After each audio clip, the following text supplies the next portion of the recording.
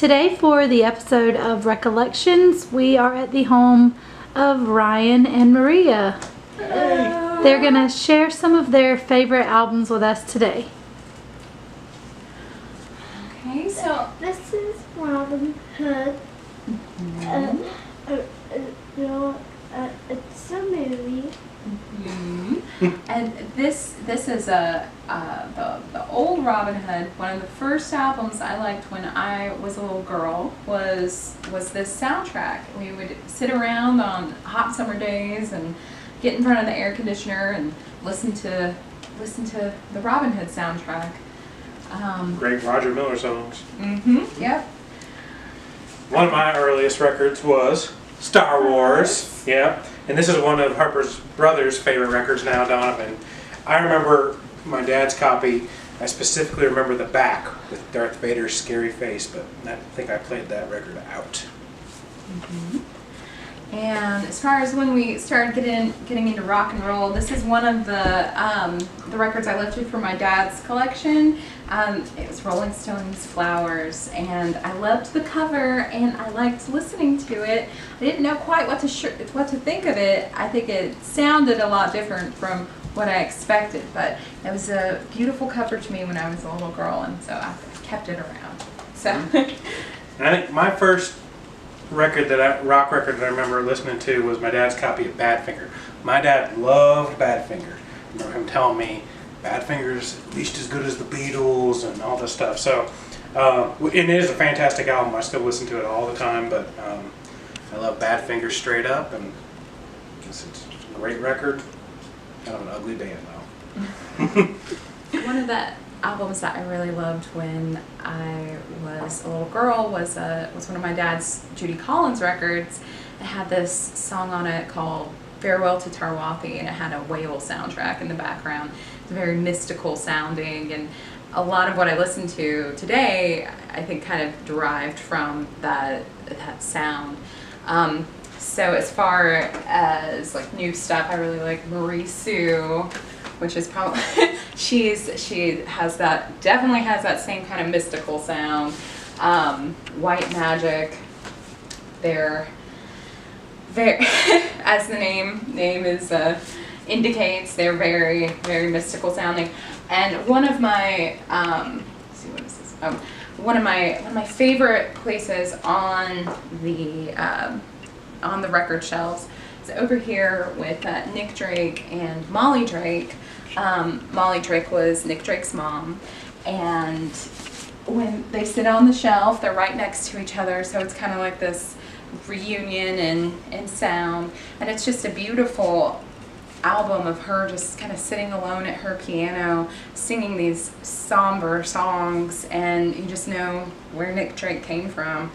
And so it's just a beautiful, beautiful album. When you take it out, you have the little teacup in it, and it's just very homey. So it's nice to listen to when I'm at home during the day with my own babies. So, so yeah, there's that.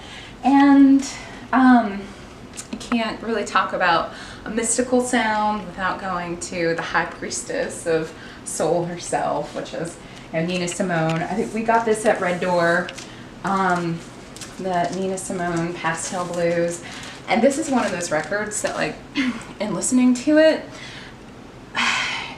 there are ways to understand an album when you listen to it on two sides that you just cannot understand in a CD format or in an MP3 format.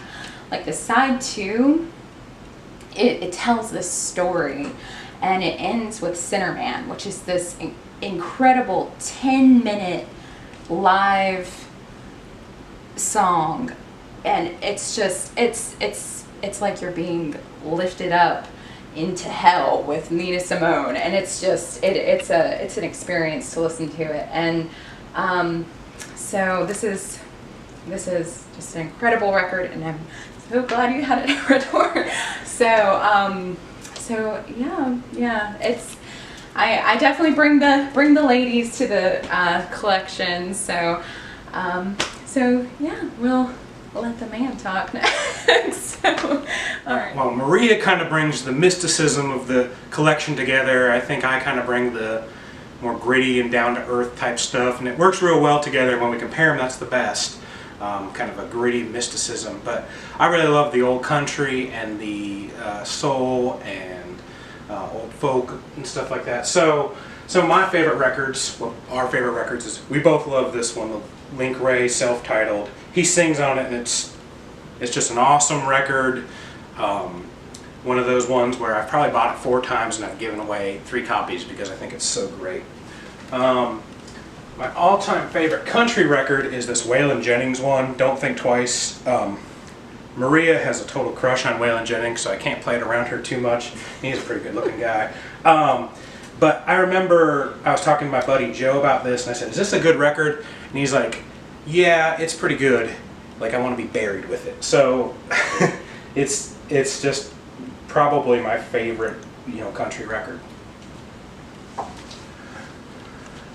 If I had to have a second place favorite country record, it would be Johnny Cash and His Woman. It's mostly duets with Johnny and June Carter, and they are just fantastic. No songs you probably ever heard, like so many of those Johnny Cash albums in the late 60s, early 70s, you didn't hear a lot about them, but they're fantastic, and this is by far my favorite of those ones. This is kind of a weird one. This is Lee Hazelwood's 13. He's a little bit past his prime, and he recorded it in Sweden. This is a reissue that the Sonic Youth guy put out.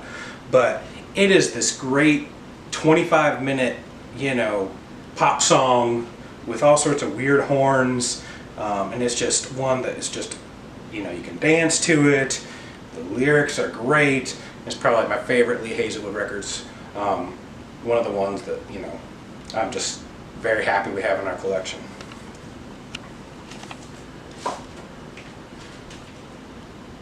This record is just a weird collection of soul songs, and it's the reason I keep it with one of my favorites is because it has probably my all-time favorite soul track called My Baby Likes to Boogaloo by Don Gardner, and it's one of those ones where it's almost impossible to find it on 45, but this compilation has it, and it's just a barn burner. It's awesome.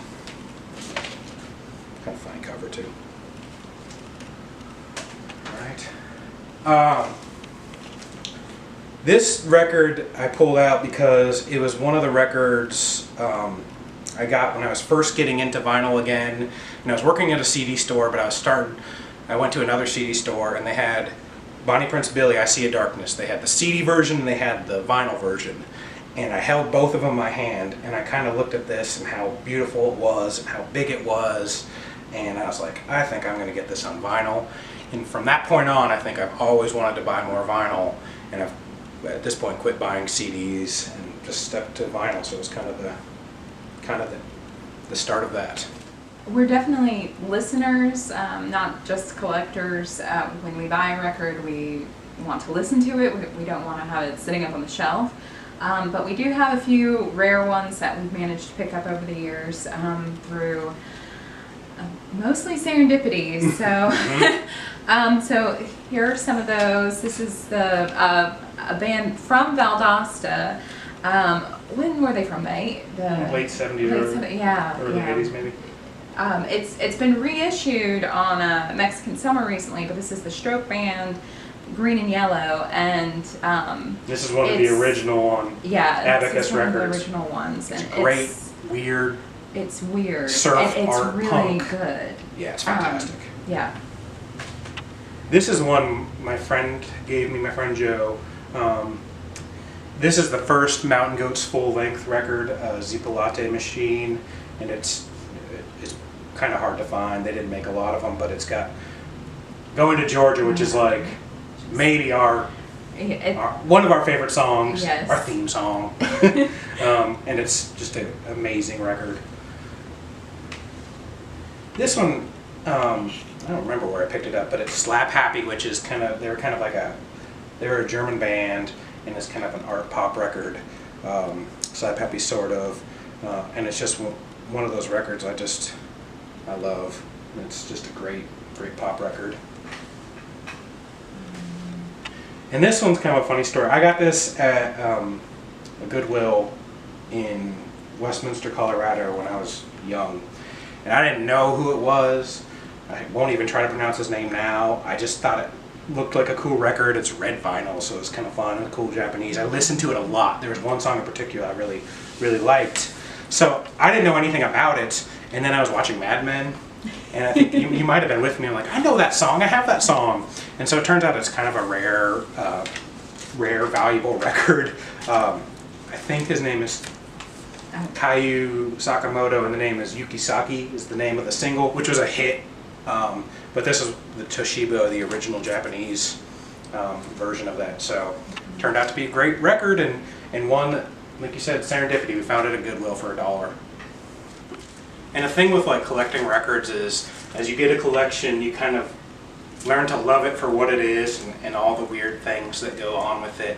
And so as we've kind of grown our collection for too many years, you just find things that you kind of love. Like out of all these records, I've got 2 that have velvety covers, and somehow they're right next to each other. There's Beach House, the Depression Cherry, and the Bee Gees, Odessa. And it's like, out of all these records, how did these 2 velvet ones find each other? But they did. I don't know. And another thing, you know, as you explore your records, you find things. This is my beat up copy of Bob Dylan, Bring It All Back Home.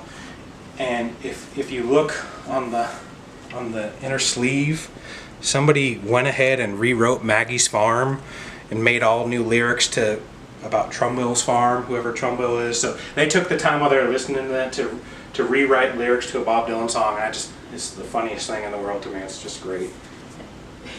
You can see the first draft on the other side. He X'd it out, so he was working out some stuff here. So he's got some strong feelings about whoever Trumbull is. And there are records that we listen to all the time, and this John Fahey Yellow Princess. It's a beat up copy, but it's one of those that it's about every week or so we'll put that one on. It's beautiful. And as far as like eccentric things in, God bless Tiny Tim. He's such an interesting guy, and there's this song on here. It's called The Other Side, and this record has a misprint where both of the sides have side 2 label, and so it's kind of cryptic because the whole song is about ice caps melting, and and it's from when is this, the 60s? Mm-hmm. So it's very kind of creepy. So God bless Tiny Tim. Indeed. But it's some of the things that make our record collection ours. The weird things that only we know about, maybe now some other people. But it's great. And so, of course, one of the great things about records is just how much room there is to create a work of art with the album cover. So this is one of those old ones. It's the Melanie, and she did it all up here. There she is. Hello, Melanie. Yeah, that's a big one. All right, it's kind of like a little puzzle. What are some other good ones? I remember when we first got this. This was Hawkwind Space Ritual, and we got it a while ago. And I remember the first time we were playing it, I kind of opened it up and like, oh, that's really cool. And then it just kind of keeps going. And then, like, you flip it down, and it keeps going. And so, as great as all that is, you turn it over, and it's just as great. It's just, you gotta love everything about that record. It's wallpaper for your Oregon accumulator. So that's something that a CD just doesn't do. And you, thank you. And then, you can do so much with records, and you find these little things. Like this is Neil Young's On the Beach, and cover. He's on the beach. He's got a a nice umbrella set with his lawn chairs. And then one time I discovered when I was playing it, if you take out the record and look on the inside, it's the same pattern. Inside, nearly on. Okay, so that's kind of goofy, but it's just one of those things we love, and that's why we love records. I mean, we don't love records because we're sane people. We love them because that's what we do. So we have a few artists that are a bit more represented on the shelves, and one of them is Leonard Cohen. This is probably one of my favorite records in the whole collection. So we have lots of Leonard Cohen, lots of Bob Dylan, and you know, there are a few artists that when you see them, you're going to pick it up, and I don't think I would ever pass down a Leonard Cohen record. So, so yeah. A few artists that we have, you know, almost the complete discography of, or at least most of what we've launched. I think I have all the Led Zeppelin records over here. I got a ton of Lou Reed records, and you know, I've even got Metal Machine music, which I'm not allowed to listen to. But it's one of those records that's kind of impractical, but you know, me being a Lou Reed fanatic, I gotta have it. We have a pretty good collection of Halloween type records, or kind of scary music. We have the Witch soundtrack, which is not like listening. It's absolutely absurd to have it. And the Wicker Man soundtrack, which is, you know, it's really, actually, I love this soundtrack. It's very listenable, very folky.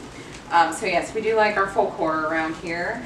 And then I don't want to entirely classify this as creepy music, but it kind of is. It's really listenable. The Timber Timbre, the Creep On Creepin' On, and it kind of diverges from it a little bit. In the Hot Dreams, it's more that West Coast sound. But yeah, definitely have a good Halloween vibe. We got our Dr. John, Night Tripper. Yeah. So yeah, this is. Our collection is a good place to be in October, so yeah, it's like the freaky stuff. So yeah, we like to well, we love to Halloween for DJ, or DJ for Halloween. Yeah. And so we're even in summer we're buying records for that. You know, we got Monster Mash 45 and the Bauhaus Bela Lugosi's Dead single. So I think it's by easy to say we couldn't put on a show of Christmas music, but we could definitely do a Halloween show. No, we could not do that. Well, we definitely err on the side of older music most of the time. We buy mostly older stuff, but we do try to buy new stuff and as much as we can, and think of some artists that actually would get the money, you know. So that's important to us. Like we got the Black Angels Passover. That's a Light in the Attic release. Magnolia Electric Company. This is one of our favorite. We listen to it all the time. It's a dark and sad record, but it's just great. And the Handsome Family is one of our favorite bands. And you know, you get to interact with the band sometimes when you're buying records from them. You know, they were able to sign that for Maria because Maria loves Handsome Family. Yeah, it was a birthday present. So and you know, we love Daptone Records. We a few Buddhist band and Sharon Jones, and we try to buy some from Drag City. They don't stream at all, so you either download directly from iTunes or from their website, or there. But I love Drag City. Alistair Roberts. Harper says this is leprechaun music, but I tell her it's Scottish, but she's not. She's still learning her geography. And let's see, and then Bonnie Prince Billy. This is a really good record from a couple years ago now, and this is from 2015. That's Wise Blood. This is another Mexican summer release, which is really pretty. So yeah, we just try to keep it new. Yeah, somewhat. So this is Harper, and how old are you? 6. 6 years old, and she has a few favorite records in the collection too. What are some of these? This is Honey LTD. Honey LTD. And when When did you listen to this record? How old do you think you were? 3. 3 years old. And this is a cool record because on the inside, what do we have? We have Honey LTD, and we have this cool book. And I got the poster in my room. It came with a poster, and what color is the vinyl? This is blue vinyl. So, very fun record. And Cat power. yes, we love cat power. We love cats. And where did you get this record from? Red Door Day. Yeah, Red Door Records Day. So, yeah. So the tradition continues with the Star Wars records. So this was We got more Star Wars records. Yes, we Like do. one more.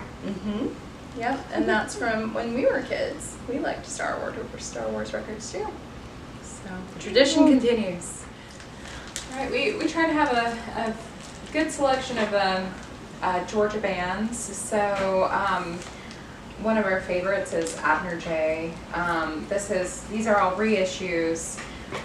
He was from Fitzgerald, Georgia, and he would play in underground Atlanta. He's a one-man band, and this is probably one of my favorite records. You have songs like I'm So Depressed, Cocaine, St. James Infirmary Blues is probably one of the saddest songs I have ever heard. It's so good. And the reason young people do drugs, they're very thoughtful, excellent songs. So it makes me really proud to be from Georgia listening to this. They're excellent. So Yeah. and also kind of strange and folksy too. It's very much like Georgia. So it sounds like Georgia to me. And then there's, what is it, Georgia Bound is a really good song. So I love this whole album. It's so good. And well, we got a lot of, we really do like the Georgia bands. We got B-52s. You gotta have the B-52s. Another great Athens band, the Flat Duo Jets, which were kind of like one of those two-man bands before the White Stripes made it so cool. And of course REM. This one's Reckoning, which I think is my favorite. And it's cool because this one was co-designed by Howard Finster, and we recently stayed in Howard Finster's Paradise Gardens. What city was that? Somerville. Somerville. So it's good to support the Georgia artist. Yeah, and I think you kind of have that. I don't know. There is definitely a weird Georgia sound between the B-52s and REM and Abner J. And then you have that slick soul too of James Brown and so we do. We know it's not just the weird stuff, but I don't know. There is a Georgia sound that these records kind of represent. I think so. And like any good record collector, you got to have some 45s with your favorite songs, and so some of our favorite 45s are. This might be our favorite, the Husker Du version of 8 Miles High. Just a soaring, epic song. Those guitars, that distortion. Probably one of our favorite covers too. Oh, the Birds. Excellent. Gotta love the Birds. And cover songs too. The Hanson Family, the Drunk by Noon, maybe the best lyrics in a country song, maybe. Yeah, maybe. Yep. Probably. Link Ray. We've already talked about how much we love Link Ray. Slinky. That's a really good instrumental. This is the White Stripes, and it's one of our favorites because it's got the Dolly Parton cover of Jolene. So that's just a great cover. Donovan's Mellow Yellow. Yeah. Our son's named Donovan. Not because of Donovan, yeah. We got this last record store day. This is the Shags 45 by Light in the Attic. And it's really cool record. And of course, you got to have a couple colored records. This is the purple version of Purple Rain. Harper found that. And Rainbow Connection on Kermit the Frog Green. Bye. Bye. Thanks, Thank sir. you.